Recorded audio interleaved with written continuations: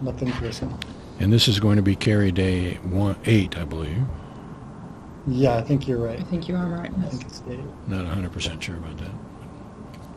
And So what order do you want to do, Julian? we could switch it up. I feel like you've been doing me first. We could switch it up. So I'll go first. I'll go And Mel first. And, first. and Mel, do you want to be in the sequence here? All right, throw me in then. You'll Third be event. third, so me, Julie, and Mel. Exciting. Okay. Number 1, Kerry. I cannot hear Kerry. Whoops, I somehow muted myself. Can you hear me now? I can. Yeah. Okay, amazing. So I did my beeps yesterday morning. So the first one, was at 8:09 a.m.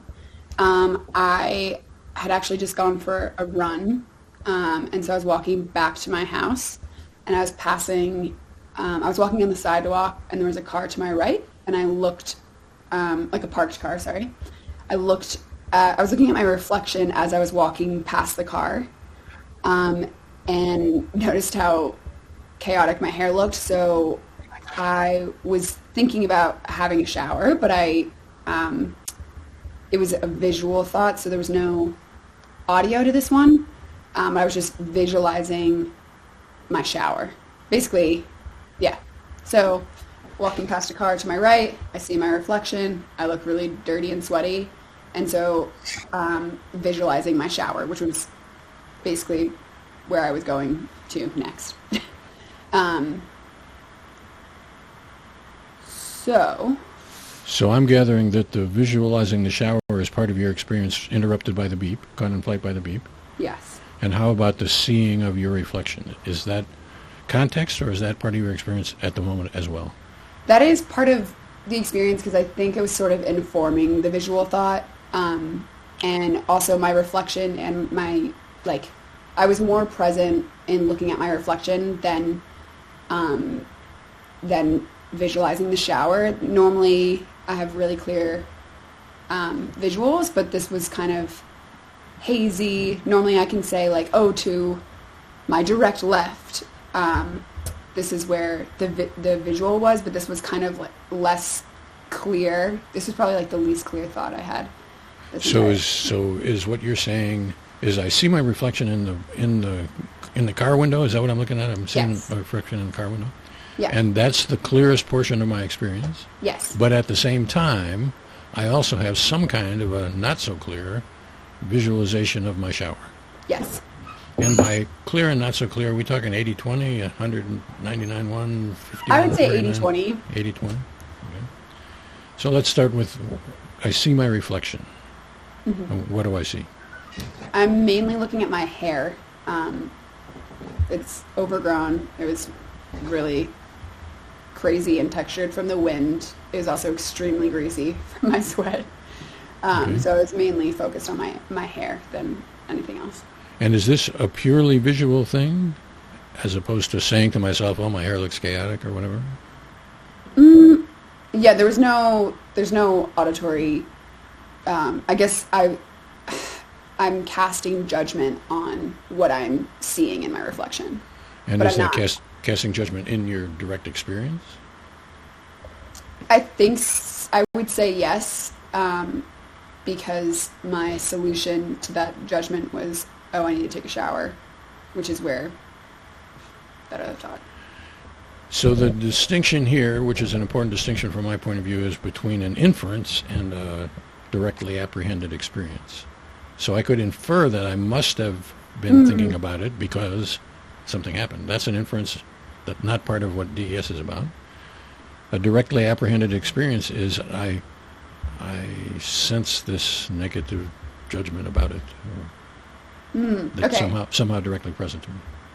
I would say the judgment is then less present. It's more visually what I'm seeing, like physically in the real world, my hair and the reflection, and then visually what I'm conjuring up in my head, which is an image of my shower. So somewhere in my neurons, my bag of bones and neurons or whatever, I am negatively judging this, but I'm not directly apprehending that. Correct. So my experience is of two visualizations, one clearer than the other. Yes.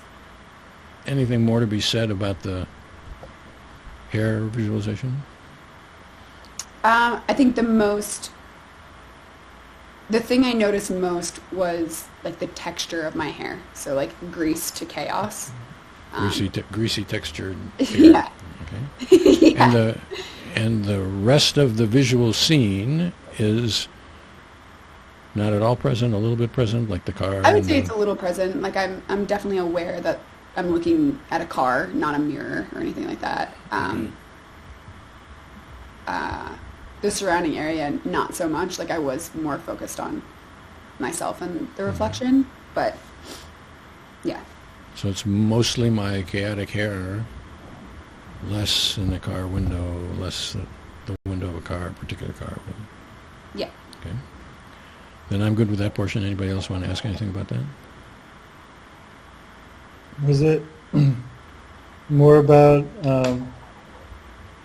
it's greasy, chaotic hair? Is it more about like the shape, like the texture? I don't know what I'm asking. Is it more like more greasiness, or more about how it's messy, or both? Or I think both dirty and just like kind of wild. Just because I haven't had a haircut in a while, so and it's gotten a lot curlier. So both the dirt, grease, and then also just me being like, whoa, that literally looks like a lion's mane equivalent. Okay. Onward. And then the part about the shower. So the shower is a visual experience as well. Yes. And what do you see in that? I'm visualizing my shower in this house. It's really old. It's from like the 1950s. So it's like a porcelain bottom that's baby pink.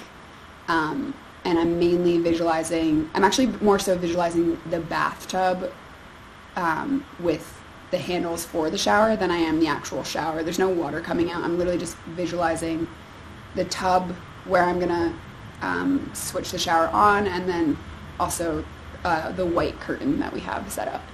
And do you see basically the whole tub from front to back, stem to stern, or whatever, or just the part of it where the handles are? It's the exact view of when I open the curtain and I'm about to step in my shower. It's that bird's eye view of the tub. So I only see really sort of a portion of the tub. I see a Yes. portion of the tub with the handles, the controls, I guess you would say. I mean, I'm looking down at the whole tub when I'm stepping in, because you have to step over the tub. So it's kind of like a bird's eye view of the tub. Okay. And in motion? No, still. Color? Yes. It's pink tub with I could see like a little bit of the tiles on the opposite facing wall, which is white, and then teal. Okay. It's a colorful bathroom. And this is only 20% clear or something like that. Yeah, it's not. Is there more to say about what that lack of clarity or partial clarity means? I'm not sure why this was less clear. I think I was honestly more focused on my hair, like what I was physically seeing. So I'm not particularly interested in the why it's clear, but more in the what. So is it that I'm just not so much paying attention to it, and so I'm saying that's clear, or is it that I see it sort of fuzzy or see it out of focus, or? I would say it's slightly out of focus. Sort of, again, like if you blur your eyes, or I'm trying to think of how to describe it. It's just like it's a little bit faded and blurred. So it's not like I've omitted details or simplified it in that way. It's that I'm seeing everything, but I'm not seeing it clearly. Yeah. Okay. Then I think I'm good. I'm good on that. Is it? Well, actually, I have one other question. Is it like your perspective as if you're looking down? Can you see your body in this or no? No, No body? Okay. no, just the tub. I mean, I'm good on it. Number 2, which is Julian's, I think, by our count. All right, number 2. okay, this one is kind of hard to explain. This is at 8:16.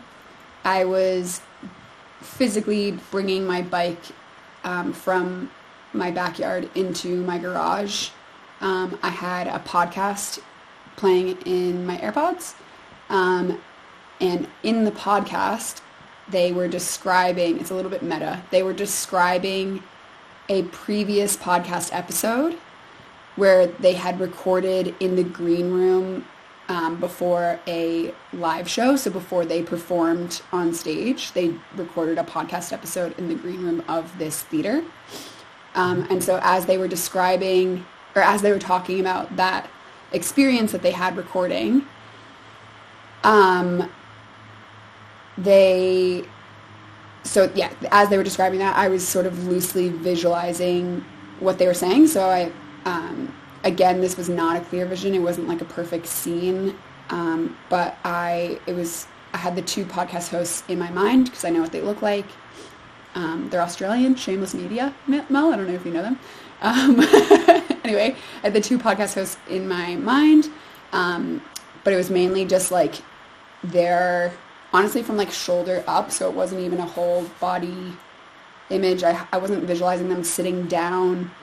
But it was them from shoulder up with their recording headphones on. And then I kind of had like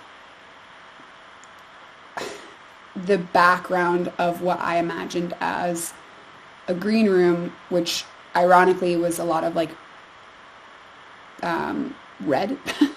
So it was like maroon, like red maroon painted walls with old like mirrors and old the mirrors in like behind the scenes that have the bulbs on them, like the very classic style bulbs. Mm-hmm. It was that. So it was like them shoulder up, headphones on, a mirror behind them with the classic bulbs with red on the wall.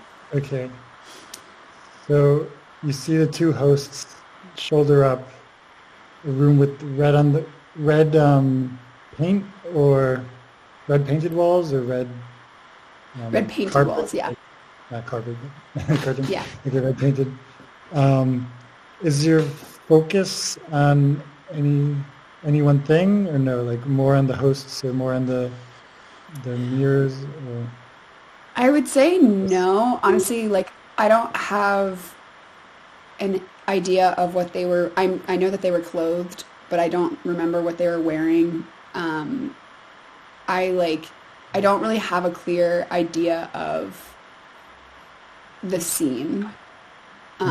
More so like elements of it, if that makes sense.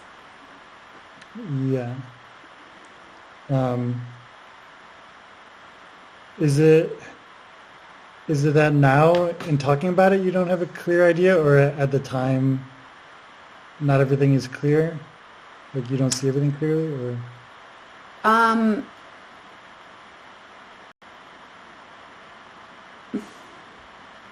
I think it's kind of like the bathtub thing, where this just is less of a visually detailed scene than I normally experience. So it was almost as they were adding detail in the podcast, as they were like, oh yeah, we were behind this theater, whatever. I was slowly adding detail, and like adding elements, but not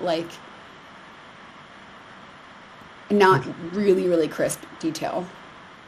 Okay, so at this moment, it's maybe less detailed than some other scenes you had. Is it changing over time? Are you adding things at this very moment before the beep, or hard to say? I originally was thinking just about their faces with the headphones, and then when they said green room, I added the red wall mirror and light bulb behind them. Okay. And Yeah. then the beep comes right after green room, like instantaneously, or 2 Yeah. seconds after? Yeah, right after green room. Okay. So you add the mirrored wall and the light bulb. Um,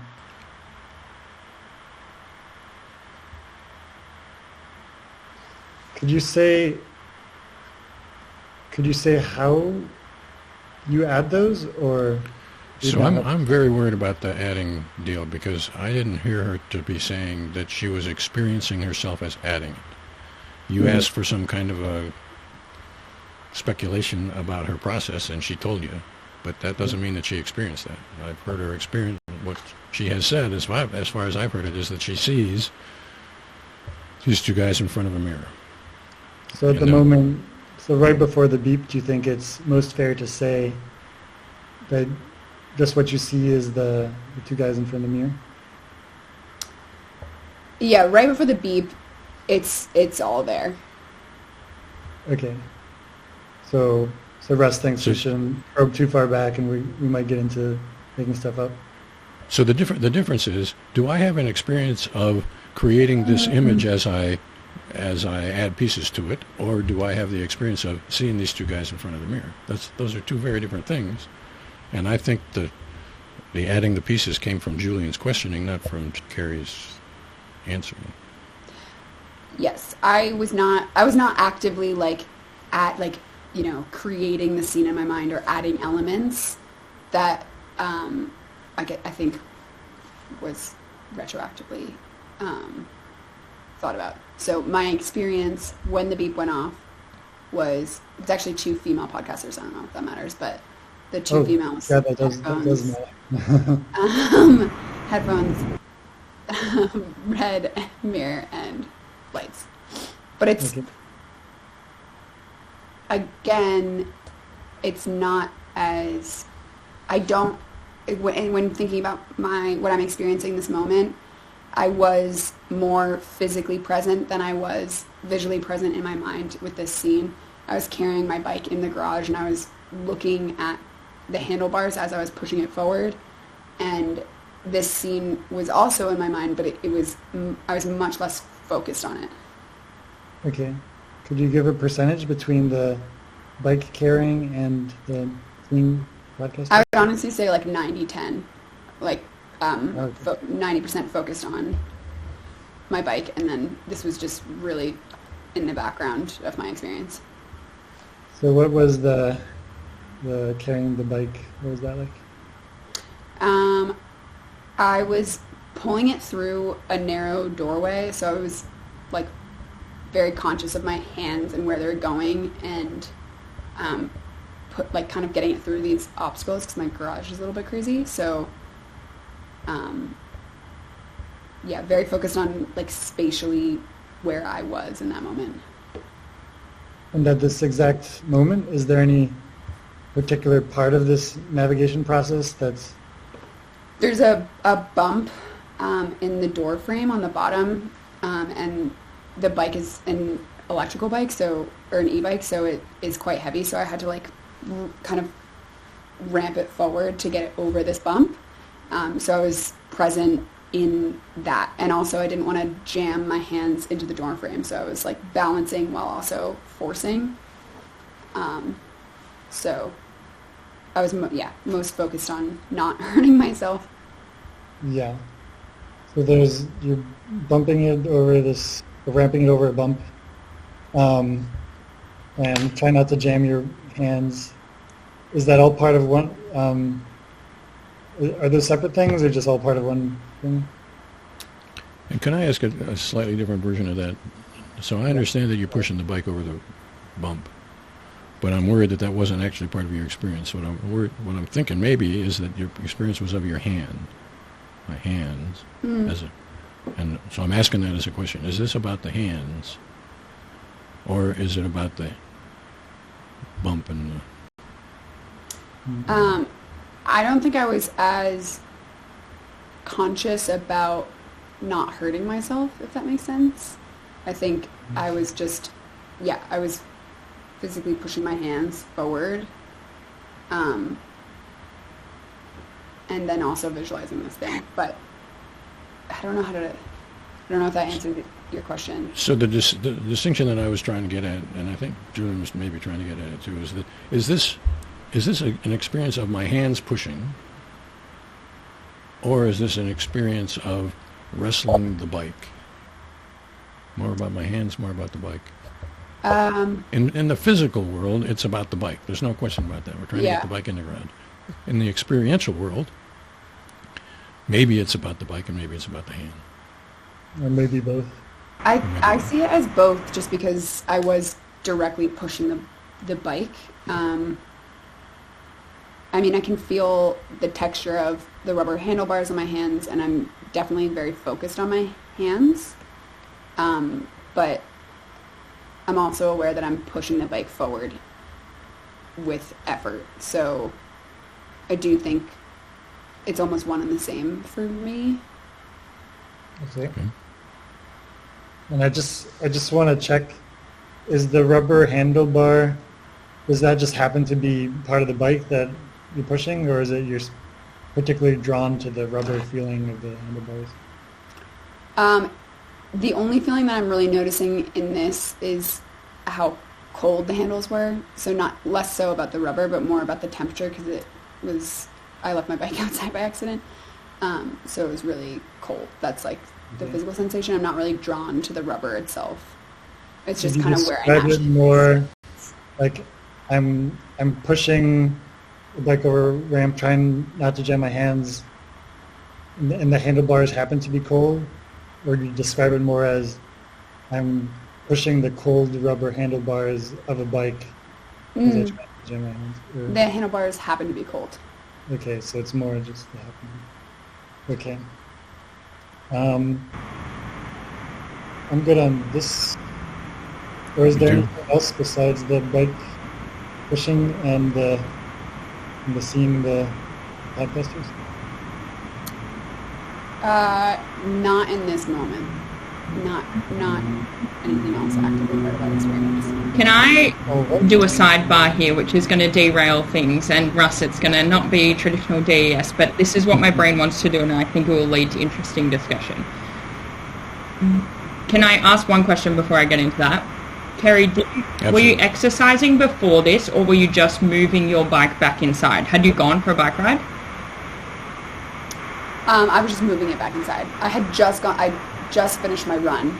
Yeah, okay. Came inside, looked out the window, noticed. The thing that my producer-director interviewer brain wants to do here is draw commonalities, which I know Russ will die at because this DES is supposed to do the opposite to that. But my brain gets really interested in, okay, I've heard two beeps here, which are somewhat, as far as we know based on the last few months, abnormal for Kerry in the sense that there isn't as much happening as so often happens for Kerry. So, Russ, just bear with me while I don't go DES for a second.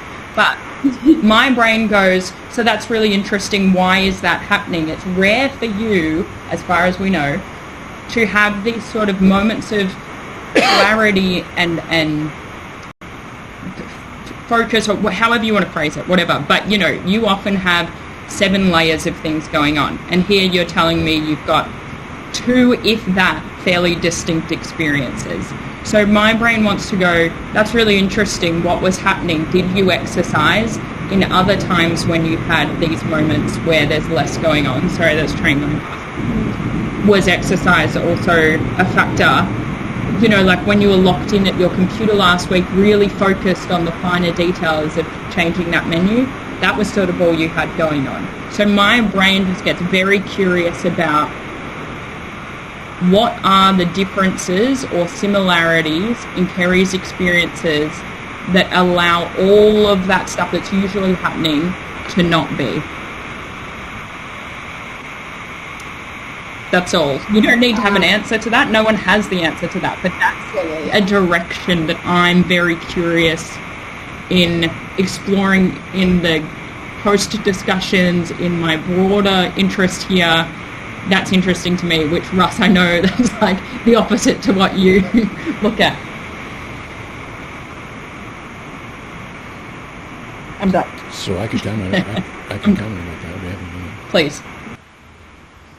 So I would say that your brain is the storyteller's brain, and you're trying to tell a story that transmits sort of easily to the next guy.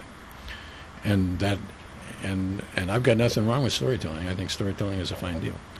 But and I don't have any objection to this conversation, because I think a lot of this conversation has to do with, well, Mel's trying to figure out how to tell the story of DES, and this is part of the process. So I'm not objecting to having this conversation.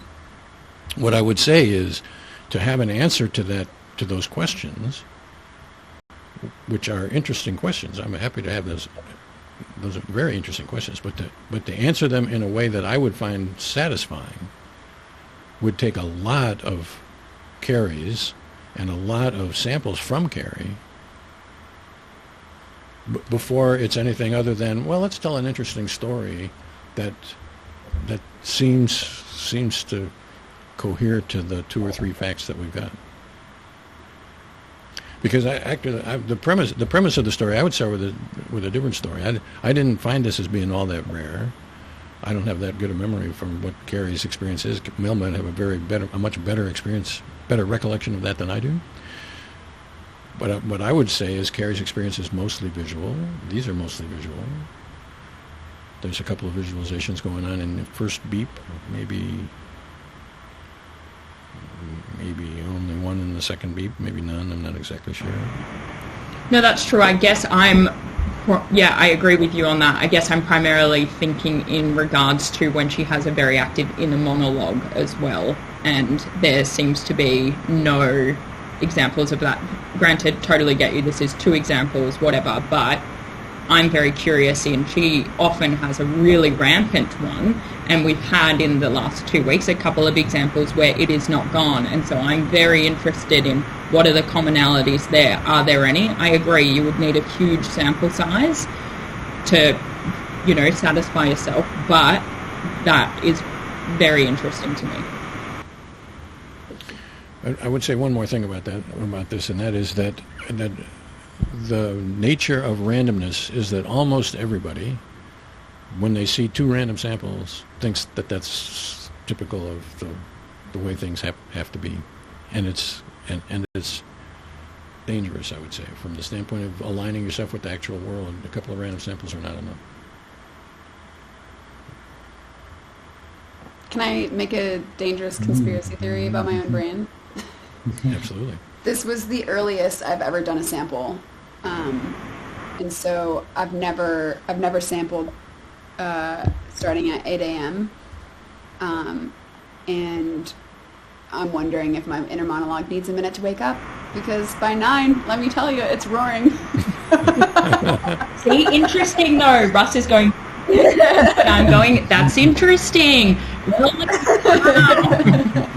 So what's interesting about this conversation is that Kerry's theory and Mel's theory are not the same. Kerry's theory is about us being early in the morning. Mel's theory is about us being about exercise.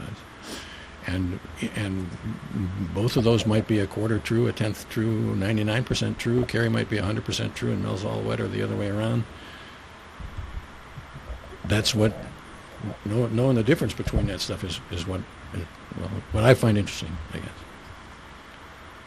And I don't have anything against conspiracy theories, as long as we bracket the conspiracy theories away and don't let the conspiracy theories seep into the data. Mm-hmm. And so I'm happy to have these conversations. And in fact, I think it's actually good to have the conversations, as long as we're really clear. These are storytelling conversations rather than describing Kerry's experience conversation. And that's my professional life, is trying to keep those 2 things separate. Well, this is why this is interesting, because my professional life and your professional life are absolutely, and I'm not making a value judgment about my professional life being better than your professional life or whatever. They're different, and as long as we keep track of the different, then we can probably both be happy. Sorry, last question on this, and then we can go back, but Russ, you just broadly have obviously done this for a very long time. Have you allowed yourself to draw any conclusions from the masses of data that you have established over time, or you simply will not? I have yes, I have allowed myself. So I try to keep that under control, but I have allowed myself, and I worry about it when I do it. But for example, I've sampled 17 or 18 or something like that bulimic women, and I have made some comments about bulimia, about the experience in bulimia, which is a storytelling deal. And I think maybe I've told you this story, but I haven't been able to get that published because it doesn't correspond with the current storytelling version about bulimia in the professional world. And so they don't want to hear it from me because I'm saying there might be a different story. You have piqued my interest. That's very interesting. We probably ought to finish with Kerry's sample, and then we can come back and talk about After, well, yes, but after we do all this sampling, can we just get on a call and just like chit chat about your theories? As a closing. Absolutely. Non-recorded. And that's a standard version of descriptive experience sampling. Okay. I want you and Mel and Julian or whatever to leave this feeling like you got every question that you wanted to ask answered. The question is when we want to do that. Do we want to do that now when we've got some Kerry beeps yet left to talk about, or do we want to do it later? No, later. Sorry, I derailed the conversation. Also, just before we go back, I would be interested, Russ, in if you have any, I've read bits of your work and stuff, but you know what's interesting me. If you can think of any examples or papers or a chapter from your books or anything that you think I would be very interested in based on that line of questioning, I'd love it if you shared it with me, and I'd find time in all that time I have to read that. Okay. I will think about Thank that. you. Sorry, Kerry, continue. All good. Okay, beep 3. I'll send you all something about bulimia. How about that? Okay, yeah. Oh, I thought you were going to say I'll send you it all. I was like, okay, not it all. Oh no. That is not what I meant. I'll send you all something about bulimia. Russ, I read all your books. They're all good. I recommend all of them. All right, so this is going to be beep number 3, and Mel, you're going to take the lead on this beep? Okay. Cool. Okay, so this was at 9:08.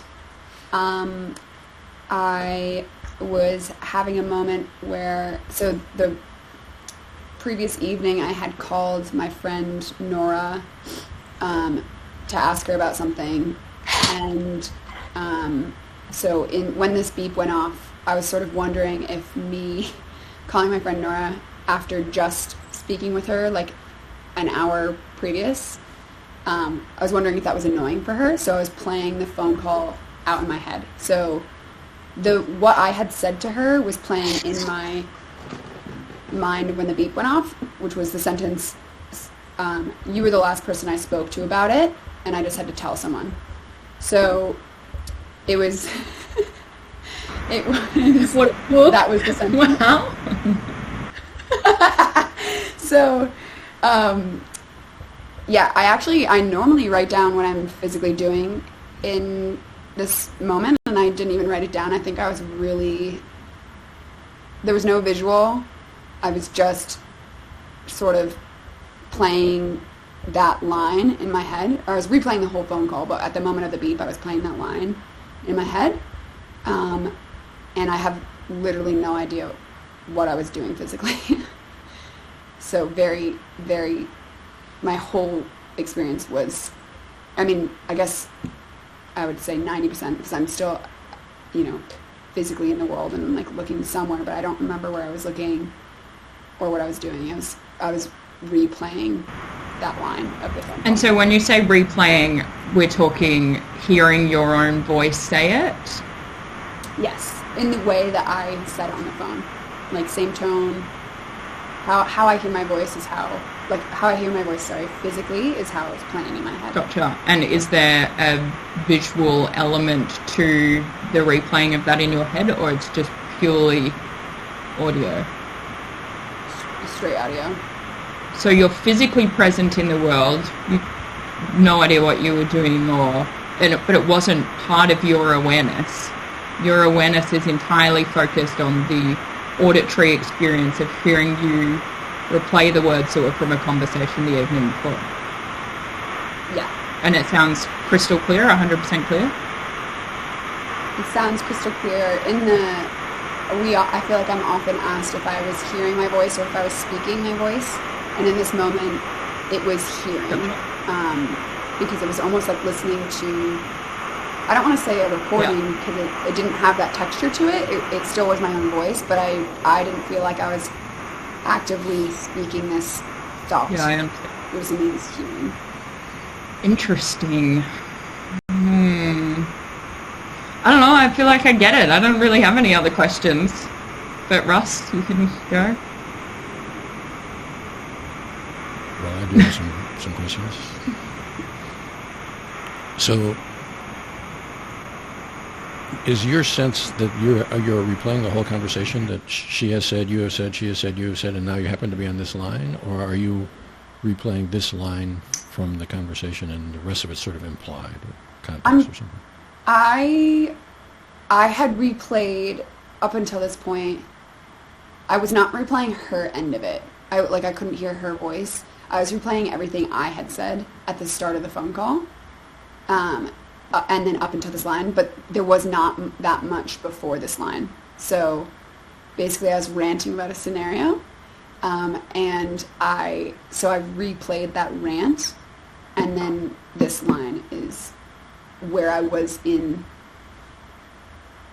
the phone call. Okay. If that makes sense. But I wasn't hearing her response. She also didn't say much at the beginning. She kind of said hello, and then I explained what was going on. Ranted on. And then I was talking a lot. So. And I want to push a little bit on the hearing speaking. So this is, I hear this line and I hear this next line and I hear this line and it's a beep. Rather than I don't experience myself as speaking these lines? Is that right? Yes. Correct. I'm experiencing hearing what I think is verbatim of my side of the phone call. And verbatim, including the tone of voice and the hesitations or intonations or whatever. Yes. Okay. So as far as you know, exactly the same as it was. Yes. Then I'm good. I actually do have one more question. Sorry, Julian, if you were about to jump in. Kerry, you said at the top that you were wondering whether calling her an hour after you'd just called her was annoying or something. So, was that part of your experience as you're replaying this? And if so, how? That to me felt more like a feeling of... It wasn't. I wasn't having any auditory thoughts, being like, "Oh, I wonder if that was annoying for Nora." So it feels less like part of my experience in that sense. It was just, I think, the reason why I was replaying the phone call was because I had this sense that, oh, maybe that was annoying, but that sense is really hard to explain. Yeah, I know. And also didn't feel like. And it also didn't feel like a huge part of the experience. I was really focused on the words. Gotcha. Yeah. But that sense, if it was there at all, positive, negative, undertone, anything like that, or couldn't say? I would just say a general anxious feeling, oh, I hope that's not annoying. Sure.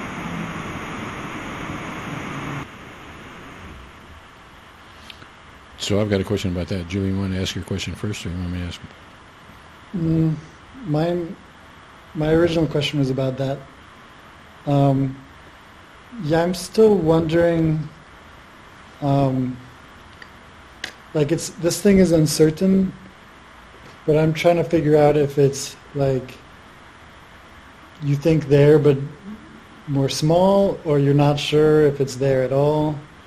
So that's what I'm trying to figure out. Wait, say that again, sorry? Trying to figure out if it's here present but slightly, not such a big thing, or if you're not sure if it's here at this moment at all. And it is the feeling. It is the feeling. Yeah, the feeling, yeah.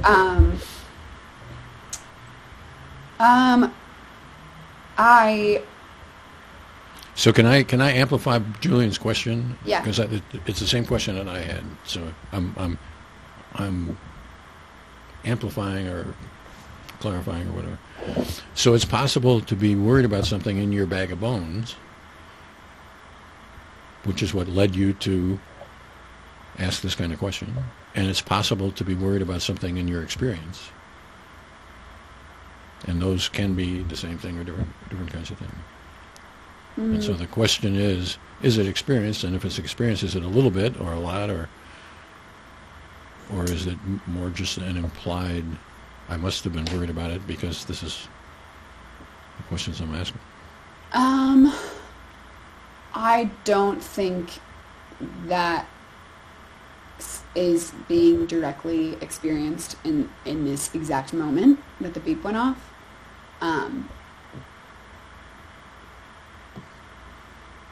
Because I was like, it really felt like 100% of my experience was hearing my voice. Like, I don't even know where I was standing, or if I was standing, if I was sitting down. Like, I was just, it was the voice.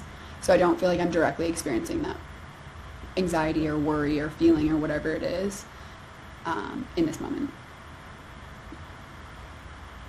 So it's a fact of Kerry that she's concerned about what she said, and out of that concern comes the experience of hearing what she said, but not the experience of feeling concerned.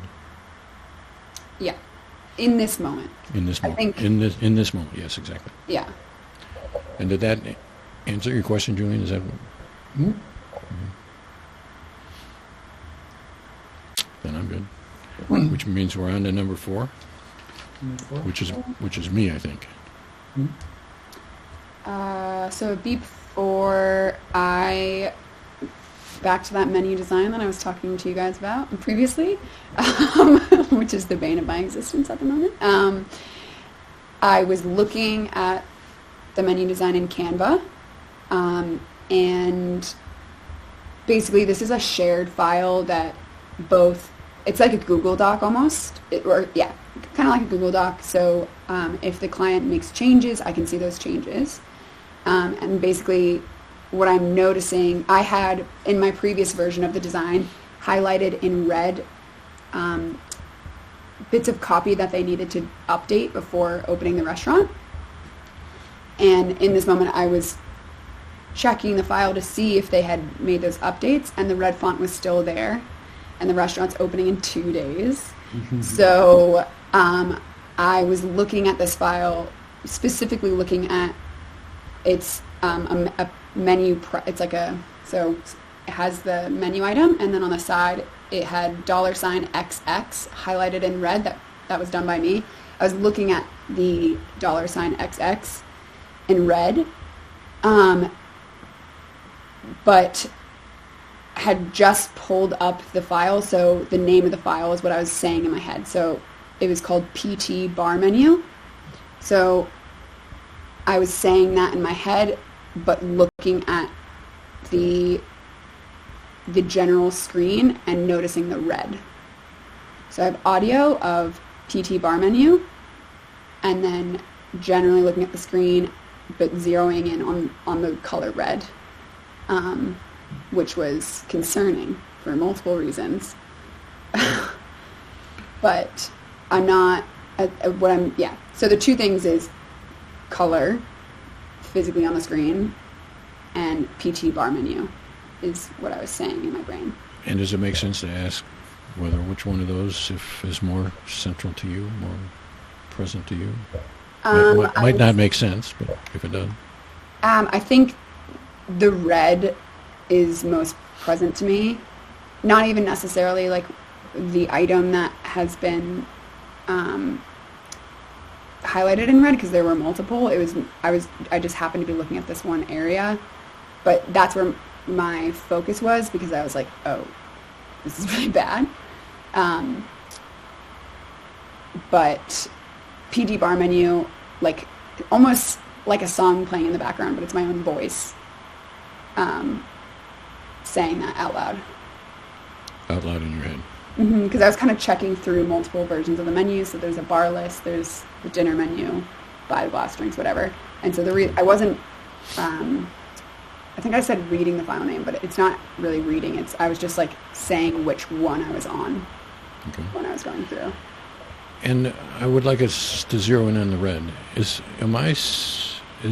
At this particular moment, is my interest, I'm seeing this red, or is it that I am seeing this stuff that was supposed to have been changed but hasn't been changed? So my question is this about the color, or is this about the significance of the color? In this moment, the significance of the color, for sure. Okay.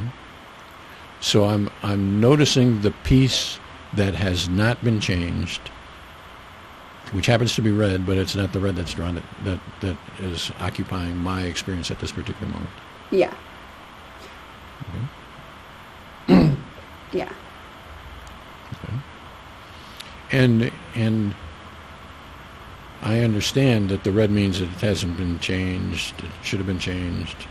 Is that present to you in any particular way at this particular moment, or is that just, obviously that's what it means, that's what I'm looking at it as, goddamn.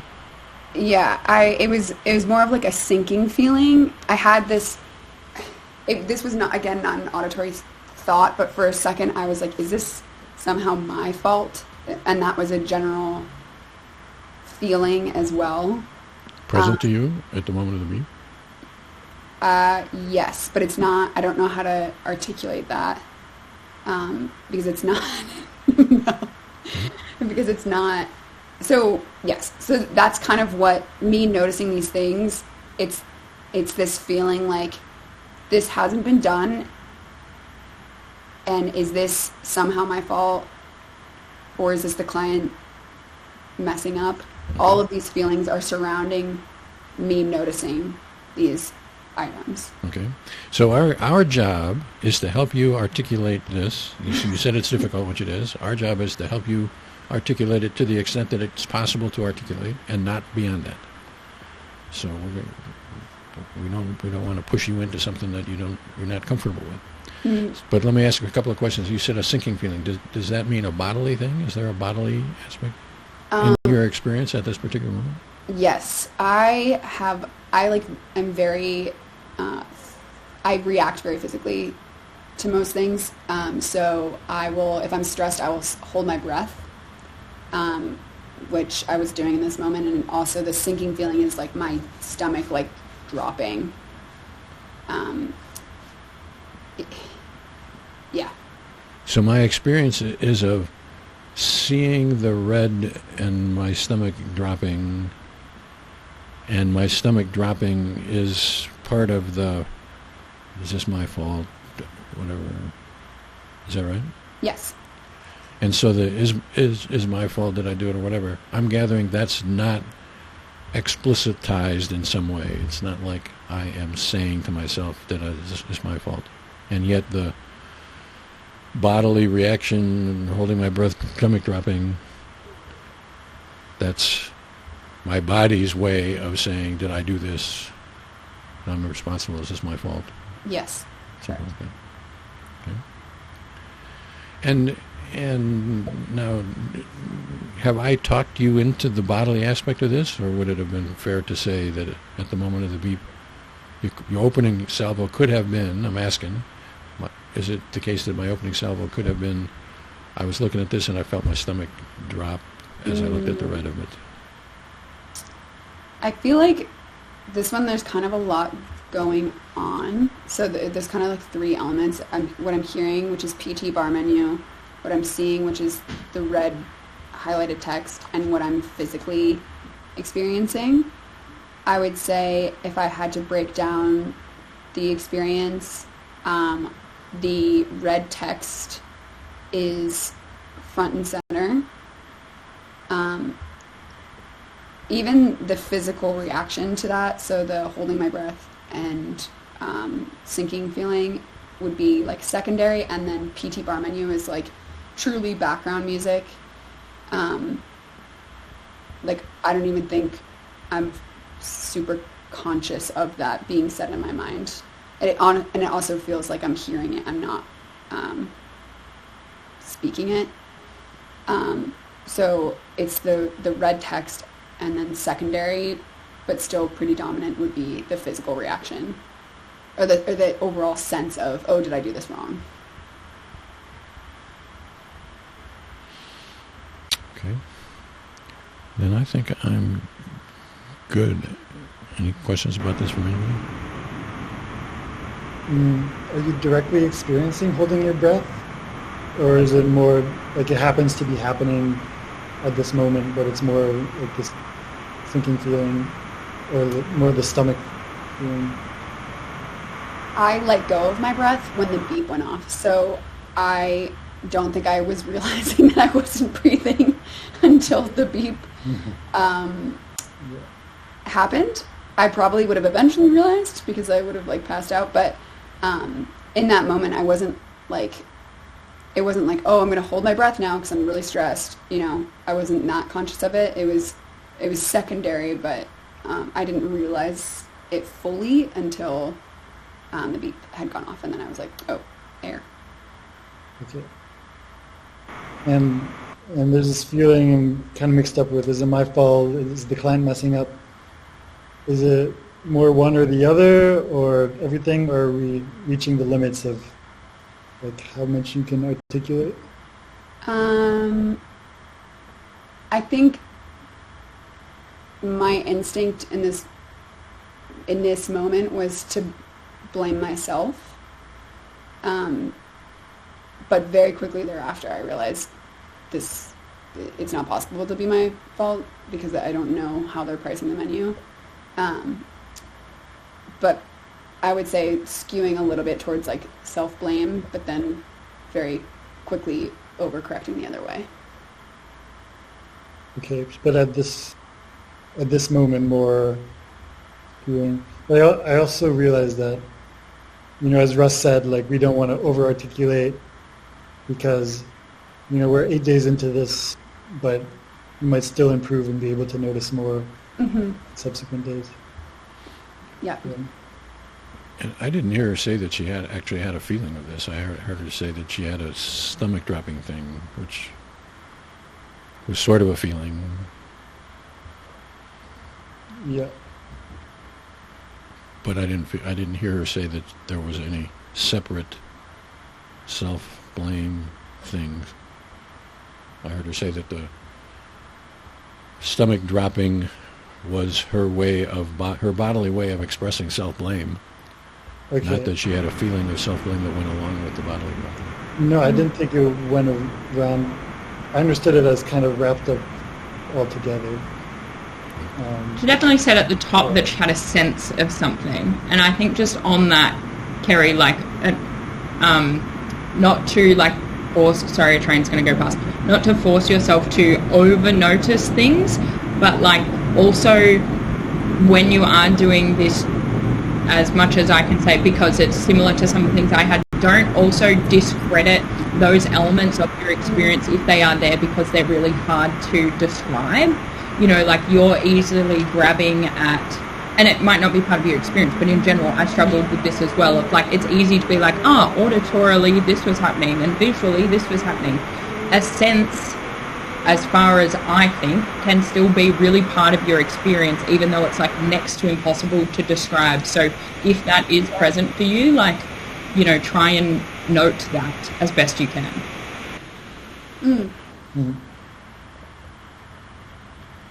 So I would say that slightly backwards from that. What I would say is, I totally agree with Mel. The fact that something is hard to describe should not stop us from trying to describe it. I absolutely agree with that. In fact, we should work at it. We should do it. But I was worried that Mel was implying that we should go looking for things that are hard to describe. So I think it is absolutely possible for Kerry's stomach to drop and her breath to be held, and for that to be her body's way of holding that self-blame with no experience of self-blame, or actually even no experience of her body doing that stuff. So the trick, the skill, I think, is to take all those things seriously without pushing in any direction. Agree. It's not going looking for it, but it's also not sort of ignoring it because it's tricky. It's somewhere in that. Because it's hard. That's Yeah, right. yeah. Not ignoring it because it's hard. Yeah. This one was honestly just, I feel like there were so many like elements to it that it's kind of just hard to discern, I guess, what's I don't know how to articulate the beep. So what I would say about that is, in the previous beep, I understood you to be saying that the hearing of yourself say, the last person I spoke to was whatever that sentence was, that occupied the centrality of your experience pretty darn close to 100%. And there was some concern or whatever that was in your body, bag of bones or whatever, about worried about, did I say the wrong thing or whatever, that was somehow in your body being operated on in some skillful way, but not centrality, not center to your experience at all. And here, it seems to me in this beep that your body is doing some stuff which you have maybe more direct experience of than in the previous beep. But it's not 100%. Yes. And so there's a range of these things. And I think we want to take that range seriously, and not theorize about it and say, well, it's got to be this way or got to be that way. It's a complicated thing. It's also crazy how different, 15 minutes, not even, makes 10 minutes. 1 minute. Yeah, it's crazy. Fascinating. 1 second. 1 second Yeah. actually can do it. Yeah. Fascinating. The time has unfortunately come where I need to love you and leave you because I've just got a couple of messages from my editor, so I need to run. I'm so sorry. Well, we're actually an hour and 10 minutes into this, and I'm going to have to leave in a few minutes. So see you, Mel. The rest of us, Julian, want to ask one more? And, Yeah, I'm done to do another. Are you okay with that, Kerry? Yeah. All right. Oh, I actually might just quickly plug my laptop in. Sorry. Sure. It's dying.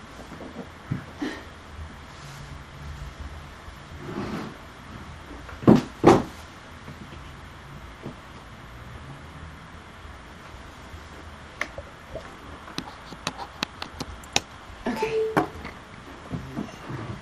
All right. So number 5. Number 5. This one is really boring. At 9:30, I was typing. I was sending myself an email. In the email was an attachment that I wanted to print. I was typing print because it asked me, like, are you trying to send this email without any body to it? I forget the actual message. It was like a pop-up message from Gmail, so I X'd out and typed print in the body of the email, and I was saying print as I was typing.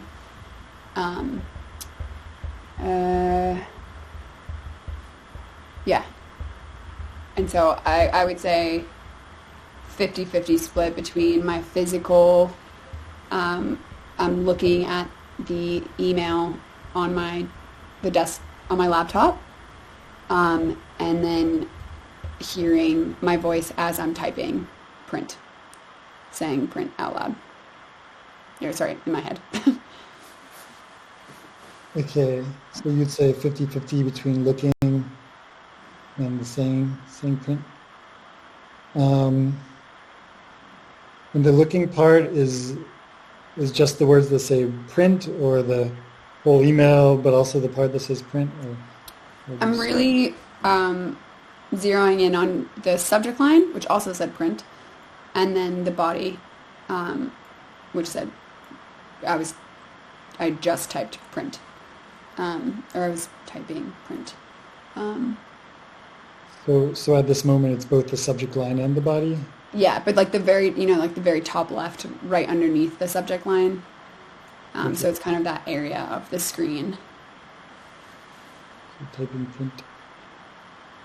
And when you're saying print in your head and your voice, are there any audio characteristics, any particularities to that?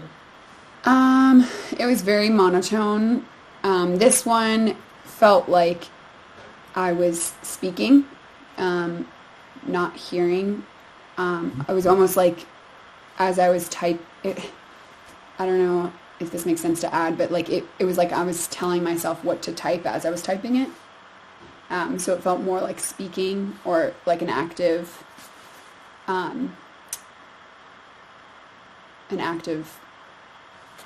verbal thought, speaking thought. Okay.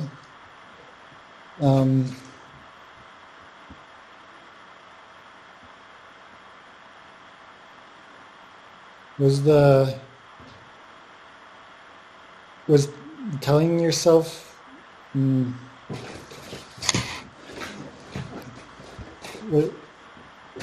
sorry, I have to collect my thoughts.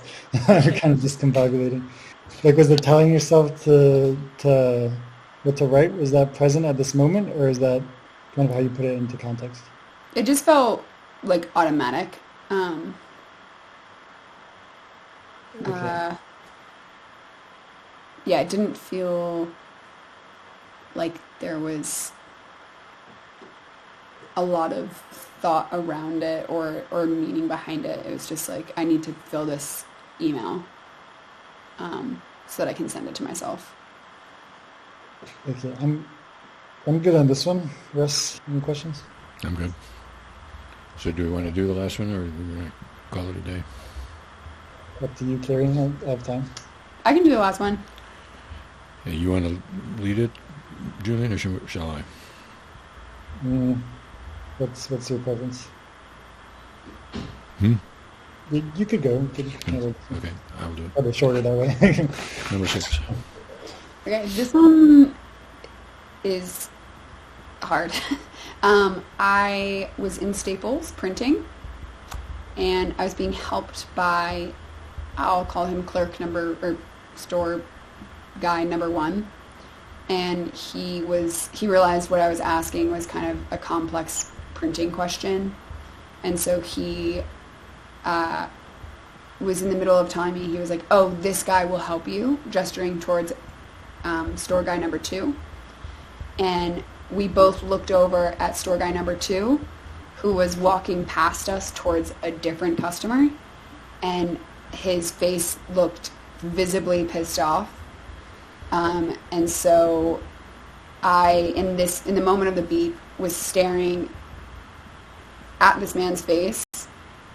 And this is another, I guess, like sense or feeling. I didn't have any, I wasn't having any visuals. I wasn't having any audio play in my head. I was really just looking at this man's face as he was walking past us. And kind of had this, like, you know when you like go, oh, you're like, ooh. I wasn't actively stressed out or anything, but it was just kind of like, oh, I don't want to mess with this man, but I'm not saying that out loud in my head. It was just this sense of like, oh, this guy looks really annoyed, and now I have to ask him to do something for me, which isn't great. But it was an overall feeling. It wasn't, or a sense, I'm not really sure what to call it, but I wasn't having any sort of like, oh, this man looks really upset thoughts auditorily in my brain. It was just a sort of gut feeling. So this reaction, I'm gathering that we're putting into words a word, ooh, but that word isn't actually present. Is that correct? Correct. Yeah. Okay. And is that ooh more about him, he's pissed off, or more about me, I don't want to deal with this guy? Or am I missing something? It was both, I don't want to deal with this man, and also the thought that I was having in my mind was, wow, store guy number 1 is asking store guy number 2 for help, and store guy number 2 isn't even saying, hey man, sorry, I'm busy. He's just giving a dirty look and continuing to walk by. So it was also like a little bit of disgust, like, wow, that was really rude to someone who's trying to do a good job. So it was both like, I don't want to deal with this man, and wow, he's like just giving store guy number one absolutely nothing in a very rude way for trying to do a good job. So it was kind of like disgust, and I don't want to have to ask this man for anything if this is how he's treating his coworkers. So I take the answer to my question as being sort of neither one or both or something like that. It's partly about the guys being pissed off. It's partly about I don't want to deal with it. But it's also, which I hadn't asked about, it's also partly about number one and two's relationship. Mm-hmm. Or how number two is presenting himself to number one. Something like that. Yeah. And I'm gathering that none of those are explicitly separated out in your reaction. Is that true? Yeah. So is a conglomeration of those three or maybe more kinds of your take, basically, on this situation from in a multifaceted kind of a way, actually. Yeah. Yeah. Okay. And now I'm going to ask the kinds of questions that we were just talking about with Mel, and that is, so is this an entirely mental or is this a bodily and I don't want us to speculate about that. The question is, does it seem at the moment of the beep, as best we can say, that my body is reacting to this, or is this my so totally mental, which to me means not bodily, or I can't remember, I'm not sure. I don't think I had the same bodily reaction as, previously described. It was very much just, I was really focused on his facial expression. He was walking by really fast. I wasn't really paying attention to anything else in the store. I was really focused on his facial expression, and it was all mental, my reaction to that facial expression. It was not bodily. And is there a mental reaction to the seeing of the face, or is this a way of seeing the face? This reaction is a way of seeing the guy's face. The whole thing is visual. I think. Wait, sorry. Can you say that again? It's a difficult question, maybe an impossible question. And my question is this stuff that we're talking about, which I think we understand what that's about. It's got these your piece, his piece, her piece, whatever, all mixed up together. And is that an experienced reaction, mental, or is that untangleable from the seeing? I see it, and I see this guy's face as being, he's pissed off, he's dissing him, I don't have to know what to do about it, but that's all part of the visual, part of the seeing. I think the best way I can describe it, and I hope this answers your question, it is a reaction to what I'm physically seeing. So I see it, and then I am mentally reacting to what I saw as a separate thing. So I have a separate from the seeing, but simultaneous with it, basically. I react in this way. Yeah. Okay. Yeah. Then I think I'm good. Is there more to say about the seeing the face?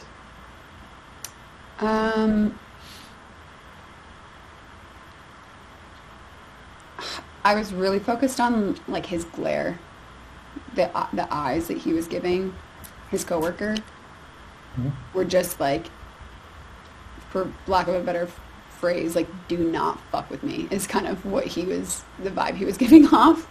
And so, yeah, I would say I was most focused on the expression of his eyes. Okay. And then I have one question. I wanted to compare this to the beep number 4 when you have this stomach sinking. And what I'm wondering about is when this is kind of wrapped up, I don't want to mess with him, like, oh, he's treating his coworkers, like all this stuff is kind of wrapped up. And then number 4, the stomach sinking may or may not have been wrapped up with, oh, it's my fault. Mm-hmm. Well, no, it's the client's fault. Could you compare those beeps or those parts of these beeps, these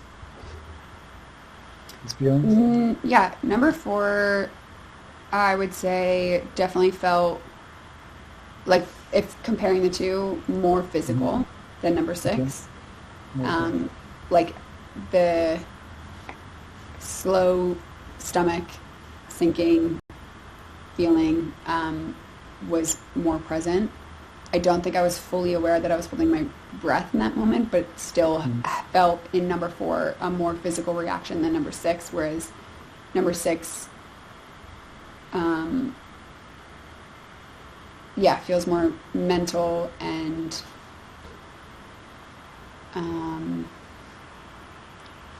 trying to it felt like more of, I don't know if this makes sense at all, but number 6 felt more like a reaction to what was in front of me, whereas number 4 felt like I was like trying to work out what was going on, if that makes sense. Like I'm working through this moment, whereas number 6 feels like I was like, no. Okay. I don't know if that answers. I feel like I've done a really poor job of describing myself this session. I wouldn't say that at all. Okay. I'm having a really hard time articulating the difference between 4 and 6. But I think you